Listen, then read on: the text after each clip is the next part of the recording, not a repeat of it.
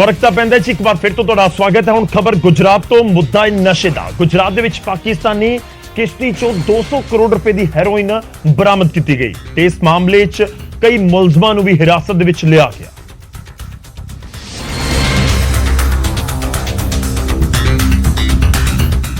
ਇਹ 40 kilo heroin ਯਾਨੀ ਤਕਰੀਬਨ 200 ਕਰੋੜ ਦੀ ਹੈਰੋਇਨ ਦਾ ਕਨੈਕਸ਼ਨ ਹੈ ਕਪੂਰਥਲਾ ਜੇਲ੍ਹ ਦੇ ਨਾਲ। ਜੀ ਹਾਂ, ਸੂਤਰਾਂ ਮੁਤਾਬਕ ਕਪੂਰਥਲਾ ਜੇਲ੍ਹ ਦੇ ਵਿੱਚ ਬੰਦ ਸ਼ਖਸ ਨੇ ਇਸ ਹੈਰੋਇਨ ਨੂੰ ਮੰਗਵਾਇਆ ਸੀ। ਜੇਲ੍ਹ ਦੇ ਵਿੱਚ ਬੰਦ ਨਾਈਜੀਰੀਅਨ ਮੂਲ ਦੇ ਸ਼ਖਸ ਨੇ ਕਰਾਚੀ ਦੇ ਤਸਕਰ ਤੋਂ ਇਹ ਖੇਪ ਮੰਗਵਾਈ। ਮਛੇਰਿਆਂ ਦੇ ਜ਼ਰੀਏ ਪਾਕਿਸਤਾਨ ਤੋਂ ਇਹ ਨਸ਼ਾ ਗੁਜਰਾਤ ਦੇ ਸਮੁੰਦਰ ਨੇੜੇ ਜੱਗੀ ਅਤੇ ਸਰਤਾਜ ਨੂੰ ਦੇਣਾ ਸੀ, ਪਰ ਪਹਿਲਾਂ ਹੀ ਗੁਜਰਾਤ ATS ਨੇ ਇਹਨਾਂ ਨੂੰ ਕਾਬੂ ਕਰ ਲਿਆ। ये एक सफल ऑपरेशन गुजरात ATS और इंडियन कोस्ट गार्ड ने मिलजुल कर किया है।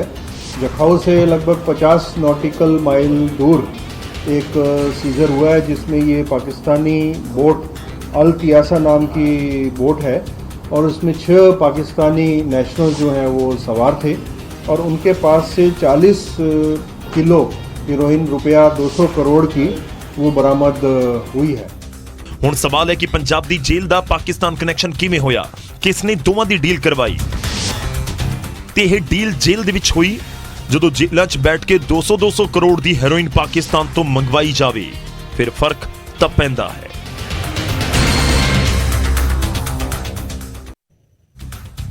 जी हाँ, जदों बरामदगी गुजरात दे विच होवे तो उसका लिंक पंजाब दी जेल दे विच आके जुड़े, फिर फर्क तो लाजमी तौर पर पैंदा है, क्योंकि नशा पंजाब दे विच इस समय एक बड़ी दिक्कत है ते खत्म किवें होवेगा ये बड़ा सवाल है। उधर मूसेवाला कतलकांड के मास्टरमाइंड गोल्डी बराड़ ने एक बार फिर तो धमकी दी है। धमकी बंबीहा ग्रुप इस बार गोल्डी ने शायराना अंदाज दे विच एक पोस्ट लिखिया, जिस दे विच लिखिया, खामोशी की भी कोई वजह होती है जनाब, सब्र रखो हमारा नाम तुम्हें फिर तकलीफ देगा। दरअसल गोल्डी ਦੀ ਧਮਕੀ ਬੰਬੀਹਾ ਗੈਂਗ ਨੂੰ ਹੈ। ਬੰਬੀਹਾ ਗੈਂਗ ਨੇ ਗੋਲਡੀ ਬਰਾੜ ਨੂੰ ਚੈਲੰਜ ਕੀਤਾ ਸੀ ਕਿ ਵਿਦੇਸ਼ ਦੇ ਵਿੱਚ ਬੈਠ ਕੇ ਗੱਲਾਂ ਨਾ ਕਰੇ, ਦਮ ਹੈ ਤਾਂ ਪੰਜਾਬ ਆ ਕੇ ਦਿਖਾਵੇ। ਮੂਸੇਵਾਲਾ ਦੇ ਕਤਲ ਦਾ ਬਦਲਾ ਲਵਾਂਗੇ। ਮੂਸੇਵਾਲਾ ਦੇ ਨਾਲ ਕੋਈ ਲਿੰਕ ਨਹੀਂ, ਪਰ ਬੇਕਸੂਰ ਮੂਸੇਵਾਲਾ ਨੂੰ ਮਾਰ ਕੇ ਉਸ ਨੂੰ ਬੰਬੀਹਾ ਗੈਂਗ ਦਾ ਦੱਸ ਕੇ ਗੋਲਡੀ ਬਰਾੜ ਨੇ ਜੋ ਸਾਜ਼ਿਸ਼ ਰਚੀ ਹੈ ਉਸ ਦਾ ਭੁਗਤਾਨ ਉਸ ਨੂੰ ਕਰਨਾ ਹੋਵੇਗਾ। ਪਹਿਲਾਂ ਹੀ ਕੇਂਦਰ ਦੀ ਜਾਂਚ ਏਜੰਸੀਆਂ ਪੰਜਾਬ ਪੁਲਿਸ ਨੂੰ ਇਨਪੁਟ ਦੇ ਚੁੱਕੀਆਂ ਨੇ ਕਿ ਪੰਜਾਬ ਦੇ ਵਿੱਚ ਵੱਡੀ ਗੈਂਗਵਾਰ ਹੋਣ ਦੀ ਪੂਰੀ ਆਸ਼ੰਕਾ ਹੈ। ਪੰਜਾਬ ਪੁਲਿਸ ਵੀ ਇਸ ਇਨਪੁਟ ਤੋਂ ਬਾਅਦ ਅਲਰਟ ਹੈ।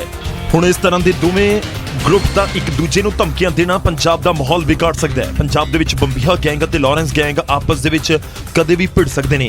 ਮੂਸੇਵਾਲਾ ਮਰਡਰ ਦੇ ਮੁੱਖ ਸਾਜ਼ਿਸ਼ਕਰਤਾ ਗੈਂਗਸਟਰ ਲਾਰੈਂਸ ਅਤੇ ਜੱਗੂ ਭਗਵਾਨਪੁਰੀਆ ਨੂੰ ਬੰਬੀਹਾ ਗੈਂਗ ਟਾਰਗੇਟ ਕਰ ਸਕਦਾ ਹੈ। ਬੰਬੀਹਾ ਗੈਂਗ ਪਹਿਲਾਂ ਹੀ ਕਹਿ ਚੁੱਕਾ ਹੈ ਕਿ ਉਹ ਲਾਰੈਂਸ ਅਤੇ ਜੱਗੂ ਨੂੰ ਪੁਲਿਸ ਕਸਟਡੀ ਦੇ ਵਿੱਚ ਹੀ ਮੌਤ ਦੇ ਘਾਟ ਉਤਾਰੇਗਾ। खैर कोई गैंग बेशक कह रही होवे कि मूसेवाला दे कत्ल दा बदला लवांगे, पर यह गैंगस्टर और गैंगस्टरवाद पंजाब दे लई बहुत घातक है। ना एक गैंग ना दूजी गैंग कोई पंजाब दा भला नहीं कर सकती, जिन्ने मर्जी एक दूजे दे उत्ते इल्जाम लगाउंदे रहन। खैर जो गैंगस्टर इस तरीके नाल धमकियां देण ते एक खदशा गैंग वॉर दा पंजाब दे विच बन जावे, फिर फर्क तां पैंदा है। उधर राजपुरा रोड के उत्ते अजीजपुर टोल ते एक मुलाजम की कुटमार करन दी वीडियो सामने आई है। ਤੇ ਇਹਨੇ ਤੇ ਨੌਜਵਾਨ ਜਿਨ੍ਹਾਂ ਦੇ ਵੱਲੋਂ ਇੱਕ ਨੌਜਵਾਨ ਨੂੰ ਕੁੱਟਿਆ ਜਾ ਰਿਹਾ ਹੈ, ਗਾਲਾਂ ਕੱਢੀਆਂ ਜਾ ਰਹੀਆਂ ਨੇ। ਨੌਜਵਾਨ ਰਹਿਮ ਦੀ ਭੀਖ ਮੰਗ ਰਿਹਾ ਹੈ, ਪਰ ਨੌਜਵਾਨਾਂ ਦਾ ਗੁੱਸਾ ਹੋਰ ਵੀ ਵੱਧ ਗਿਆ ਤੇ ਡੰਡਿਆਂ ਦੇ ਨਾਲ ਵੀ ਕੁੱਟਣਾ ਸ਼ੁਰੂ ਕਰ ਦਿੱਤਾ ਗਿਆ। ਪੀੜਤ ਨੌਜਵਾਨ ਦਾ ਇਲਜ਼ਾਮ ਹੈ ਕਿ ਇਹਨਾਂ ਨੇ ਨਾ ਤਾਂ ਪਰਚੀ ਕਟਵਾਈ ਅਤੇ ਨਾ ਹੀ ਆਈ ਕਾਰਡ ਦਿਖਾਇਆ, ਤੇ ਜਦੋਂ ਮੈਂ ਉਹਨਾਂ ਨੂੰ ਪਰਚੀ ਕਟਵਾਉਣ ਦੀ ਮੰਗ ਕੀਤੀ ਤਾਂ ਕੁੱਟਮਾਰ ਸ਼ੁਰੂ ਕਰ ਦਿੱਤੀ ਗਈ ਤੇ SHO ਦੇ ਬੇਟਾ ਹੋਣ ਦੀ ਧਮਕੀ ਵੀ ਦਿੱਤੀ ਗਈ।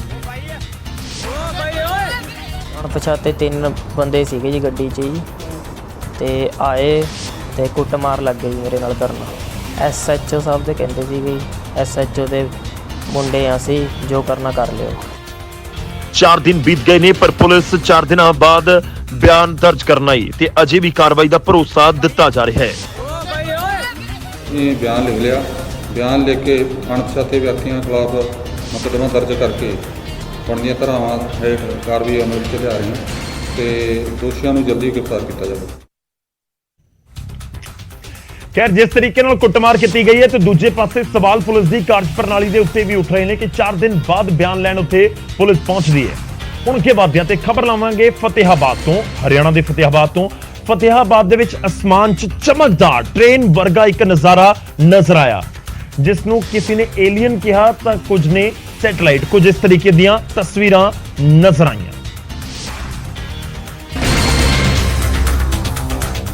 ਅਜਿਹਾ ਨਜ਼ਾਰਾ ਉੱਤਰ ਪ੍ਰਦੇਸ਼ ਦੇ ਕਈ ਸ਼ਹਿਰਾਂ ਦੇ ਵਿੱਚ ਨਜ਼ਰ ਆਇਆ। ਲੋਕਾਂ ਨੇ ਇਸ ਨਜ਼ਾਰੇ ਨੂੰ ਆਪਣੇ ਕੈਮਰੇ ਦੇ ਵਿੱਚ ਕੈਦ ਕੀਤਾ ਤੇ ਸੋਸ਼ਲ ਮੀਡੀਆ ਦੇ ਉੱਤੇ ਵੀ ਸ਼ੇਅਰ ਕੀਤਾ। ਕਿਸੇ ਨੇ ਇਸ ਨੂੰ ਏਲੀਅਨਸ ਦੱਸਿਆ, ਕਿਸੇ ਨੇ ਉਲਕਾ ਪਿੰਡ ਤੇ ਕੁਝ ਨੇ ਸੈਟੇਲਾਈਟਸ। ਦਰਅਸਲ ਅਸਮਾਨ ਦੇ ਵਿੱਚ ਟ੍ਰੇਨ ਦੀ ਤਰ੍ਹਾਂ ਦਿਖਣ ਵਾਲੀ ਇਹ ਰੋਸ਼ਨੀ ਕੁਝ ਹੋਰ ਨਹੀਂ, ਸੈਟੇਲਾਈਟ ਹੀ ਸੀ। ਆਮ ਤੌਰ ਤੇ ਇਹ ਸਟਾਰਲਿੰਕ ਦੀ ਸੈਟੇਲਾਈਟ ਹੈ। ਇਹਨਾਂ ਸੈਟੇਲਾਈਟਸ ਦੀ ਗਿਣਤੀ 46 ਜਾਂ ਉਸ ਤੋਂ ਜ਼ਿਆਦਾ ਹੁੰਦੀ ਹੈ। ਇਹ ਨਜ਼ਾਰਾ ਸਟਾਰਲਿੰਕ ਸੈਟੇਲਾਈਟ ਦੀ ਲਾਂਚਿੰਗ ਦੇ 1 ਜਾਂ 2 ਦਿਨ ਤੱਕ ਆਸਮਾਨ ਦੇ ਵਿੱਚ ਵੇਖਿਆ ਜਾਂਦਾ ਹੈ, ਕਿਉਂਕਿ ਉਸ ਵੇਲੇ ਸੈਟੇਲਾਈਟਸ ਧਰਤੀ ਤੋਂ ਉੱਤੇ ਵਾਲੇ ਪਾਸੇ ਆਪਣੀ ਆਰਬਿਟ ਦੇ ਵਿੱਚ ਜਾ ਰਹੇ ਹੁੰਦੇ ਨੇ। ਜਦੋਂ ਸੂਰਜ ਦੀ ਰੋਸ਼ਨੀ ਧਰਤੀ ਦੇ ਦੂਜੇ ਪਾਸੇ ਇਹਨਾਂ ਦੇ ਉੱਤੇ ਪੈਂਦੀ ਹੈ ਤੇ ਕਾਫੀ ਚਮਕਦਾਰ ਨਜ਼ਰ ਆਉਂਦੇ ਨੇ।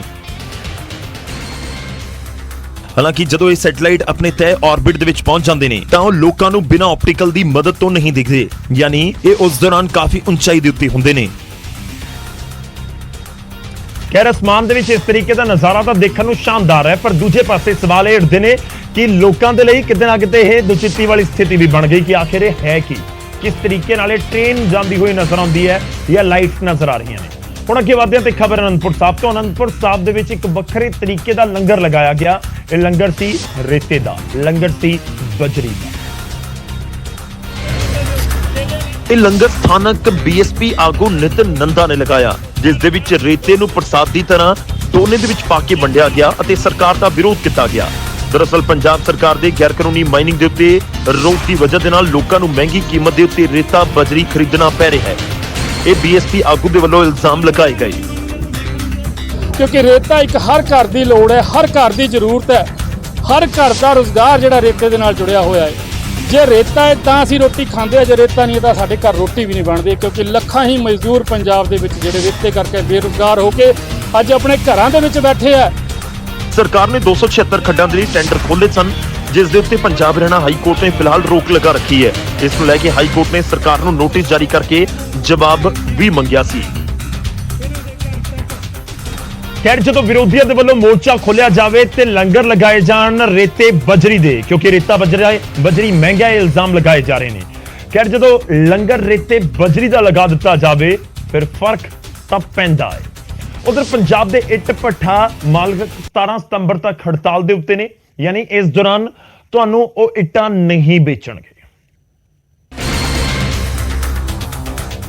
ਭੱਠਾ ਮਾਲਕ ਜੀਐਸਟੀ ਘੱਟ ਕਰਨ ਅਤੇ ਕੋਲੇ ਨੂੰ ਸਸਤਾ ਕਰਨ ਦੀ ਮੰਗ ਕਰ ਰਹੇ ਨੇ। ਦਰਅਸਲ ਸਰਕਾਰ ਨੇ ਇੱਟ ਭੱਠਿਆਂ ਦੇ ਉੱਤੇ ਜੀਐਸਟੀ ਵਧਾਇਆ ਹੈ, ਜੋ ਪਹਿਲਾਂ 5% ਸੀ, ਹੁਣ ਉਹ 12% ਕਰ ਦਿੱਤਾ ਗਿਆ ਹੈ। ਜੇ ਸਾਡੀਆਂ ਮੰਗਾਂ ਨਾ ਮੰਨੀਆਂ ਹੋਈਆਂ ਤਾਂ ਸਾਡੀ ਜਿਹੜੀ ਪੰਜਾਬ ਲੈਵਲ ਦੀ ਕਮੇਟੀ ਹੈ ਤੇ ਇੰਡੀਆ ਲੈਵਲ ਦੀ ਕਮੇਟੀ ਜੋ ਫੈਸਲਾ ਕਰੂਗੀ ਅਸੀਂ ਉਦੋਂ ਤੱਕ ਚੁੱਪ ਨਹੀਂ ਬੈਠਾਂਗੇ।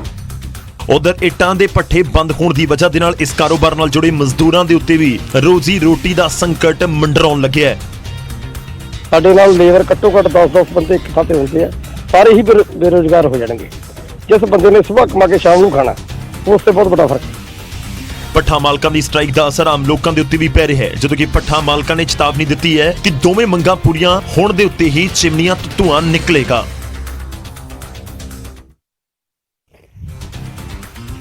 ਖੈਰ ਕਾਬਿਲੇ ਗੌਰ ਇਹ ਹੈ ਕਿ ਜੇਕਰ ਇੱਟ ਭੱਠਾ ਮਾਲਕ ਚਲੇ ਜਾਂਦੇ ਨੇ ਹੜਤਾਲ ਦੇ ਉੱਤੇ, 17 ਤੱਕ ਹੜਤਾਲ ਤੇ ਨੇ, ਤਾਂ ਬਹੁਤ ਲੋਕ ਪ੍ਰਭਾਵਿਤ ਹੁੰਦੇ ਨੇ। ਮਜ਼ਦੂਰ ਵੀ, ਦਿਹਾੜੀ ਕਰਨ ਵਾਲੇ ਵੀ, ਮਿਸਤਰੀ ਵੀ, ਦੁਕਾਨਾਂ ਵਾਲੇ ਵੀ ਤੇ ਉਹ ਲੋਕ ਵੀ ਜੋ ਆਪਣਾ ਘਰ ਬਣਾਉਣਾ ਚਾਹੁੰਦੇ ਨੇ ਜਾਂ ਬਣਾ ਰਹੇ ਨੇ। ਉਧਰ ਪੰਜਾਬ ਦੇ ਵਿੱਚ ਸਿੰਗਲ ਯੂਜ਼ ਪਲਾਸਟਿਕ ਬਰਤਨ ਵਾਲਿਆਂ ਦੇ ਖਿਲਾਫ ਐਕਸ਼ਨ ਵੀ ਸ਼ੁਰੂ ਹੋ ਚੁੱਕਾ ਹੈ। ਫਾਜ਼ਿਲਕਾ ਦੇ ਵਿੱਚ ਨਗਰ ਕੌਂਸਲ ਦੀ ਟੀਮ ਨੇ ਦੁਕਾਨਦਾਰਾਂ ਦੇ ਚਲਾਨ ਕੱਟੇ, ਪਲਾਸਟਿਕ ਵੀ ਜ਼ਬਤ ਕੀਤਾ। ਤੇ ਇਹਨੇ ਲਿਫਾਫੇ ਵੇਚਣ ਵਾਲੀ ਦੁਕਾਨ ਤੇ ਕੁਝ ਹੋਰ ਦੁਕਾਨਾਂ ਤੇ ਇਹਨਾਂ ਦੁਕਾਨਾਂ ਤੇ ਪਹੁੰਚੇ ਨਗਰ ਕੌਂਸਲ ਦੇ ਅਧਿਕਾਰੀ, ਜਿਨ੍ਹਾਂ ਨੇ ਇਹਨਾਂ ਦੁਕਾਨਾਂ ਦੇ ਚਲਾਨ ਕੱਟੇ ਤੇ ਇਹਨਾਂ ਦੇ ਵਿੱਚ ਪਿਆ ਪਲਾਸਟਿਕ ਵੀ ਜ਼ਬਤ ਕਰ ਲਿਆ, ਕਿਉਂਕਿ ਇਹ ਸਿੰਗਲ ਯੂਜ਼ ਪਲਾਸਟਿਕ ਵਰਤ ਰਹੇ ਸਨ, ਜੋ ਕਿ ਬੈਨ ਹੈ। ਹਜੇ ਲਗਭਗ 3 ਦੇ ਕਰੀਬ ਕਾਰਟੂਨ ਜਿਹੜੇ ਹੈਗੇ ਵੱਡੇ ਵੱਡੇ ਅਸੀਂ ਉਹ ਜ਼ਬਤ ਕਰ ਲਏ। ਚਲਾਨ ਵੀ ਕੀਤਾ ਗਿਆ ਤੇ ਸਮਾਨ ਵੀ ਜ਼ਬਤ ਕੀਤਾ ਗਿਆ। ਨਗਰ ਕੌਂਸਲ ਦੇ ਅਧਿਕਾਰੀਆਂ ਨੇ ਚਲਾਨ ਤਾਂ ਕਿਤੇ ਹੀ ਸਮਾਨ ਵੀ ਜ਼ਬਤ ਕੀਤਾ ਤਾਂ ਦੁਕਾਨਦਾਰਾਂ ਨੇ ਇਤਰਾਜ਼ ਜਤਾਇਆ ਤੇ ਕਿਹਾ ਕਿ ਜਿਹੜਾ ਸਮਾਨ ਅਸੀਂ 19% ਜੀਐਸਟੀ ਦੇ ਕੇ ਖਰੀਦਿਆ ਸੀ ਉਸ ਨੂੰ ਤਾਂ ਵੇਚਾਂਗੇ ਹੀ। पीछे माल जो है ਅਸੀਂ 18% GST ਦਿੱਤੀ ਹੋਈ ਹੈ ਸਰਕਾਰ ਨੂੰ, 1% ਸਟੇਟ ਵੱਲੋਂ ਦਿੱਤੀ, 19% ਸਰਕਾਰ ਨੇ ਸਾਡੇ ਕੋਲ ਲਿੱਤਾ ਹੈ। ਹੁਣ ਜੋ ਮਾਲ ਥੋੜਾ ਬਹੁਤ ਪਿਆ ਹੈ ਉਹ ਤਾਂ ਅਸੀਂ ਧੀਰੇ ਧੀਰੇ ਖਤਮ ਕਰਾਂਗੇ, ਉਹ ਟਾਈਮ ਲੱਗੇਗਾ। ਸਿੰਗਲ ਯੂਜ਼ ਪਲਾਸਟਿਕ ਜਿੱਥੇ ਲੋਕਾਂ ਦੇ ਲਈ ਸਰਦਰਦੀ ਹੈ, ਉੱਥੇ ਹੀ ਸਰਕਾਰ ਦੇ ਲਈ ਵੀ ਸਰਦਰਦੀ ਬਣਿਆ ਹੋਇਆ ਹੈ। ਬੈਨ ਦੇ ਬਾਵਜੂਦ ਵੀ ਦੁਕਾਨਦਾਰ ਵਰਤ ਰਹੇ ਨੇ ਤੇ ਲੋਕ ਖਰੀਦ ਵੀ ਰਹੇ ਨੇ। ਖੈਰ ਸਿੰਗਲ ਯੂਜ਼ ਪਲਾਸਟਿਕ ਬੈਨ ਹੋ ਚੁੱਕਿਆ, ਪਰ ਇਸ ਸਭ ਦੇ ਵਿਚਾਲੇ ਲੋਕ ਇਹ ਵੀ ਕਹਿ ਰਹੇ ਨੇ ਕਿ ਜਿਹੜੀਆਂ ਫੈਕਟਰੀਆਂ ਬਣਾ ਰਹੀਆਂ ਨੇ ਕਿ ਉਹਨਾਂ ਨੂੰ ਬੰਦ ਕਰ ਦਿੱਤਾ ਗਿਆ, ਕਿ ਉਹਨਾਂ ਨੂੰ ਸੀਲ ਕਰਨ ਦੀ ਜ਼ਰੂਰਤ ਨਹੀਂ ਸੀ। ਪਰ ਦੂਜੇ ਪਾਸੇ ਆਮ ਲੋਕਾਂ ਨੂੰ ਵੀ ਇਹ ਸਮਝਣਾ ਹੋਵੇਗਾ ਕਿ ਪਲਾਸਟਿਕ ਦੀ ਵਜ੍ਹਾ ਦੇ ਨਾਲ ਚੌਗਿਰਦੇ ਦਾ ਨੁਕਸਾਨ ਬਹੁਤ ਵੱਡੇ ਪੱਧਰ ਦੇ ਉੱਤੇ ਹੋ ਰਿਹਾ ਹੈ ਤੇ ਜੇਕਰ ਅਸੀਂ ਸਾਰੇ ਮਿਲ ਕੇ ਕਦਮ ਨਹੀਂ ਚੁੱਕਾਂਗੇ ਤਾਂ ਫਿਰ ਚੌਗਿਰਦੇ ਦੇ ਉੱਤੇ ਬਹੁਤ ਮਾੜਾ ਅਸਰ ਪਏਗਾ ਤੇ ਜਦੋਂ ਚੌਗਿਰਦੇ ਦੇ ਉੱਤੇ ਅਸਰ ਪੈਂਦਾ ਹੈ ਤਾਂ ਉਸ ਦਾ ਸਿੱਧਾ ਅਸਰ ਸਾਡੇ ਤੇ ਵੀ ਪੈਂਦਾ ਹੈ। ਅਗਲੀ ਖਬਰ ਦਾ ਰੁਖ ਕਰਦੇ ਹਾਂ। ਪੰਜਾਬ ਦੇ 14 ਜ਼ਿਲ੍ਹਿਆਂ ਦੇ ਵਿੱਚ ਝੋਨੇ ਦੀ ਫਸਲ ਦੇ ਉੱਤੇ ਚਾਈਨੀਜ਼ ਵਾਇਰਸ ਆਪਣਾ ਕਹਿਰ ਬਰਾ ਰਿਹਾ ਹੈ।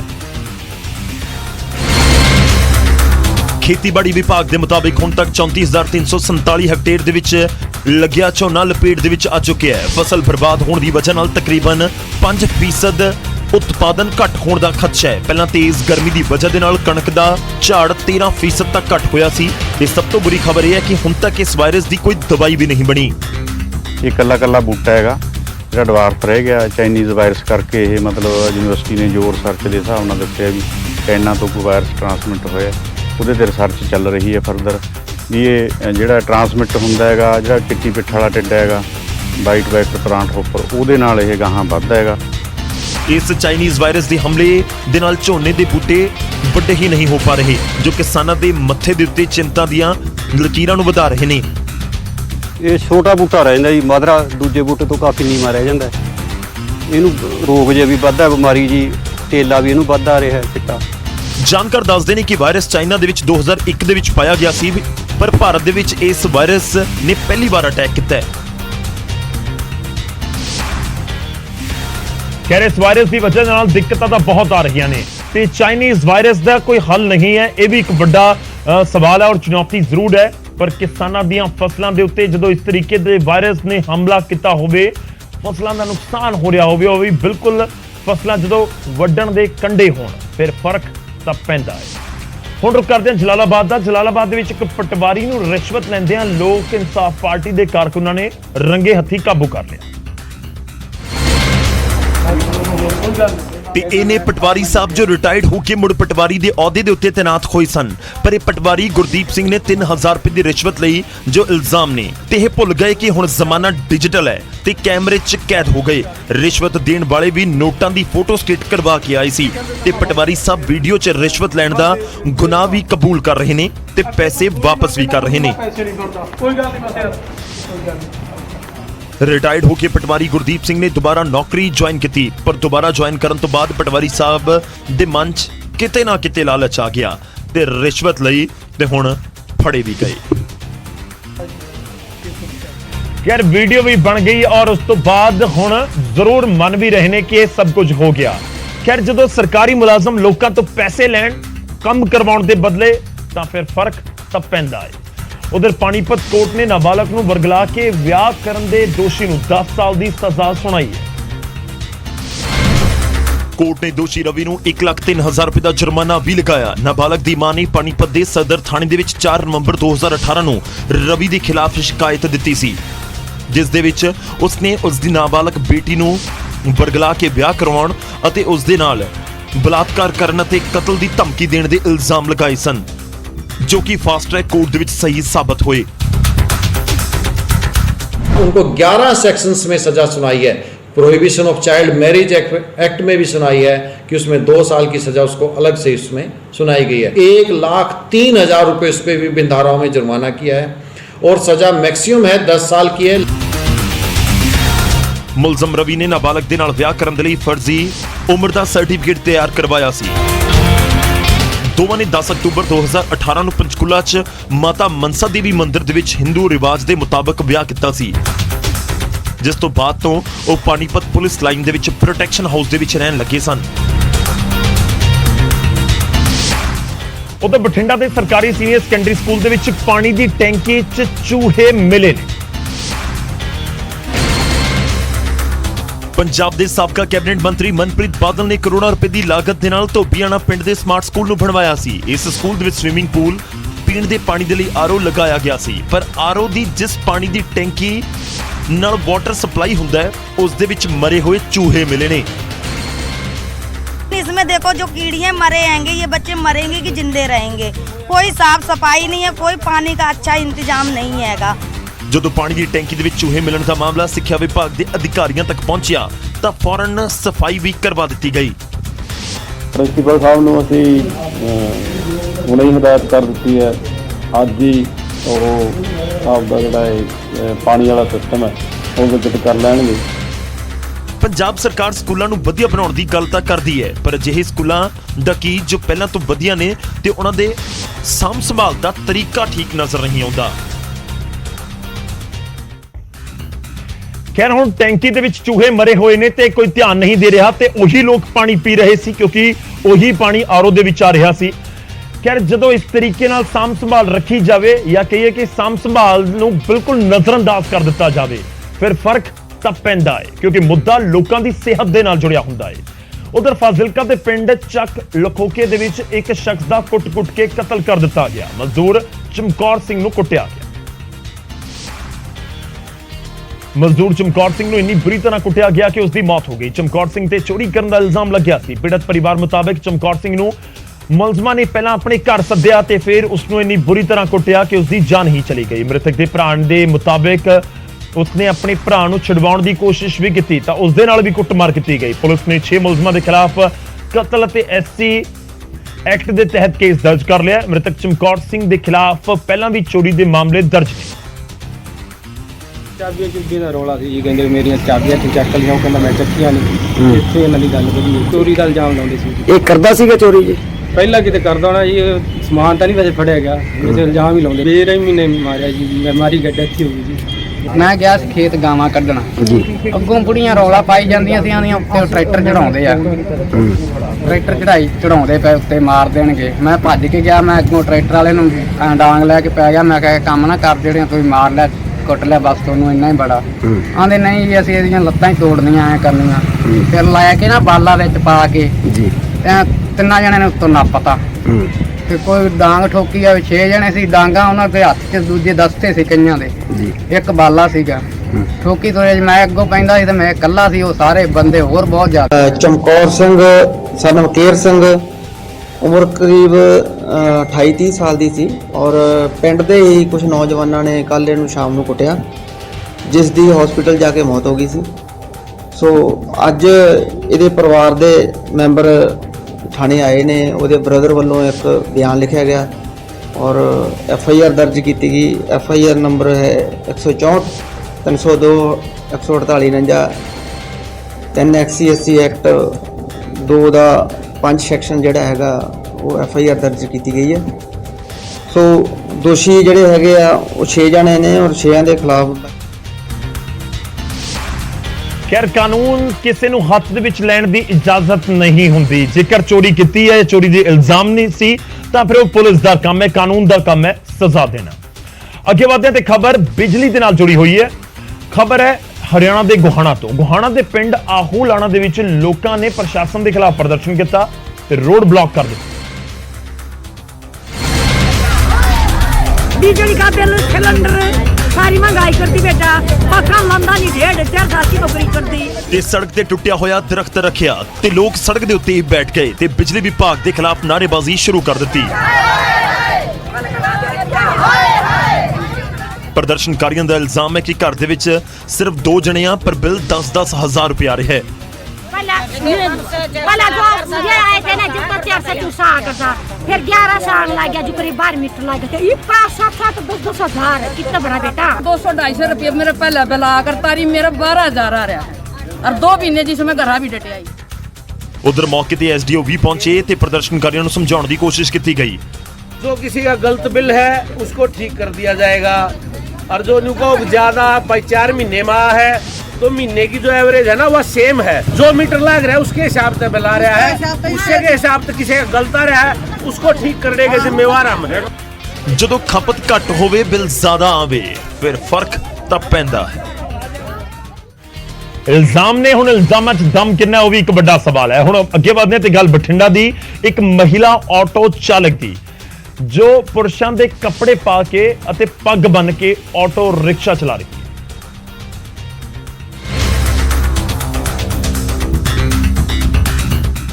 ਦਰਅਸਲ ਚਿੰਦਰਪਾਲ ਕੌਰ ਜਦੋਂ ਪਹਿਲਾਂ ਆਟੋ ਚਲਾਇਆ ਕਰਦੇ ਸਨ ਤਾਂ ਉਹਨਾਂ ਨੂੰ ਘੱਟ ਸਵਾਰੀਆਂ ਮਿਲਦੀਆਂ ਸੀ।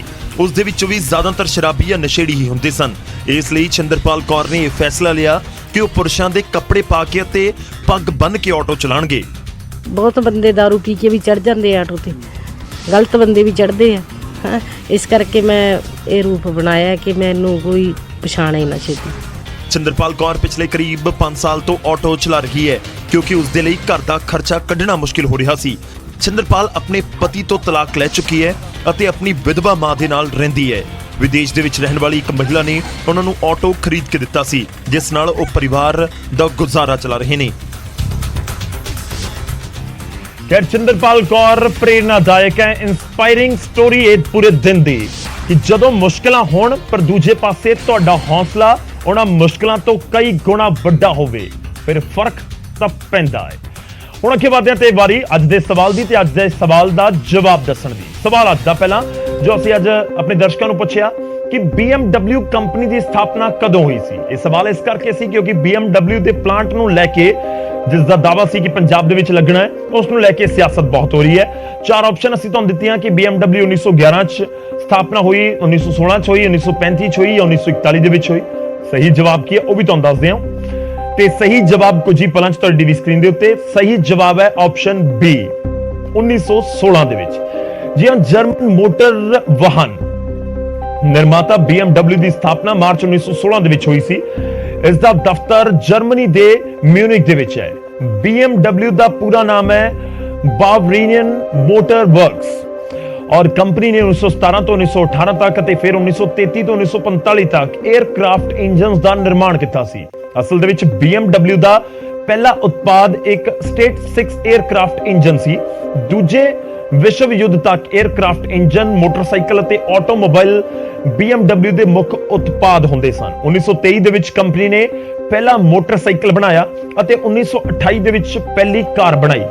ਇਹ ਇੱਕ ਕਾਰ ਡਿਕਸੀ ਸੀ ਜਿਸ ਦਾ ਨਾਮ BMW 315 ਰੱਖਿਆ ਗਿਆ ਸੀ। ਹਾਲਾਂਕਿ ਵਿਸ਼ਵ ਯੁੱਧ ਦੀ ਵਜ੍ਹਾ ਦੇ ਨਾਲ ਕੰਪਨੀ ਨੂੰ ਕਈ ਤਰ੍ਹਾਂ ਦੀਆਂ ਮੁਸ਼ਕਲਾਂ ਦਾ ਵੀ ਸਾਹਮਣਾ ਕਰਨਾ ਪਿਆ, ਪਰ ਇਸ ਸਭ ਦੇ ਬਾਵਜੂਦ ਆਪਣਾ ਮੁਕਾਮ ਹਾਸਲ ਇਸਨੇ ਕੀਤਾ। ਭਾਰਤ ਦੇ ਵਿੱਚ BMW ਦਾ ਪਹਿਲਾ ਪਲਾਂਟ ਮਾਰਚ 2007 ਦੇ ਵਿੱਚ ਚੇਨਈ ਦੇ ਵਿੱਚ ਲੱਗਿਆ ਸੀ। ਖੈਰ ਜਾਣਕਾਰੀ ਅਸੀਂ ਦੇਣ ਦੀ ਕੋਸ਼ਿਸ਼ ਕਰਦੇ ਹਾਂ ਕਿਉਂਕਿ ਜਾਣਕਾਰੀ ਜ਼ਰੂਰੀ ਹੈ। ਜਾਣਕਾਰੀ ਹੋਣ ਦੇ ਨਾਲ ਫਰਕ ਤਾਂ ਪੈਂਦਾ ਹੈ। ਫਿਲਹਾਲ ਮੈਨੂੰ ਇਜਾਜ਼ਤ ਦਿਓ, ਤੁਸੀਂ ਜੁੜੇ ਰਹੋ ਨਿਊਜ਼ 18 ਪੰਜਾਬ ਹਰਿਆਣਾ ਦੇ।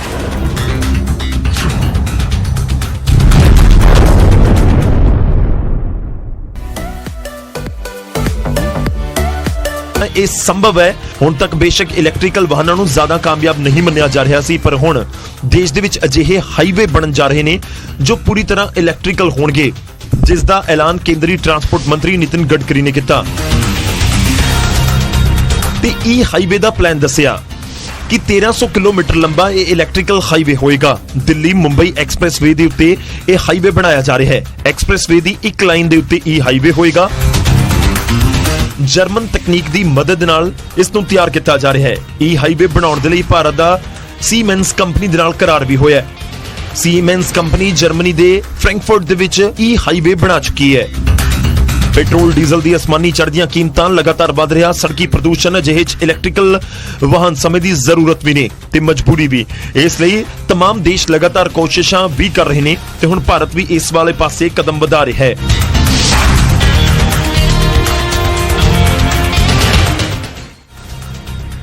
ਖੈਰ ਜੇਕਰ ਇਸ ਤਰੀਕੇ ਨਾਲ ਹਾਈਵੇ ਬਣ ਗਏ ਔਰ ਗੱਡੀਆਂ ਨੂੰ ਇਲੈਕਟ੍ਰੀਕਲ ਤਰੀਕੇ ਨਾਲ ਚਲਾਇਆ ਗਿਆ ਤਾਂ ਫਿਰ ਪ੍ਰਦੂਸ਼ਣ ਦੇ ਉੱਤੇ ਤਾਂ ਸਿੱਧਾ ਅਸਰ ਪਏਗਾ। ਖੈਰ ਕਦੋਂ ਇਹ ਹਾਈਵੇ ਬਣ ਕੇ ਤਿਆਰ ਹੁੰਦਾ ਹੈ ਤੇ ਕਿੰਨੀ ਜਲਦੀ ਦੇਸ਼ ਦੇ ਕੋਨਿਆਂ ਦੇ ਵਿੱਚ ਪਹੁੰਚਦਾ ਹੈ ਉਸ ਦੇ ਉੱਤੇ ਨਜ਼ਰ ਰਹੇਗੀ। ਪਰ ਜਦੋਂ ਇਲੈਕਟ੍ਰੀਕਲ ਗੱਡੀਆਂ ਦੇ ਉੱਤੇ, ਸੜਕਾਂ ਦੇ ਉੱਤੇ ਸਰਕਾਰ ਧਿਆਨ ਦੇ ਰਹੀ ਹੋਵੇ ਪ੍ਰਦੂਸ਼ਣ ਨੂੰ ਧਿਆਨ ਦੇ ਵਿੱਚ ਰੱਖ ਕੇ, ਫਿਰ ਫਰਕ ਤਾਂ ਪੈਂਦਾ ਹੈ।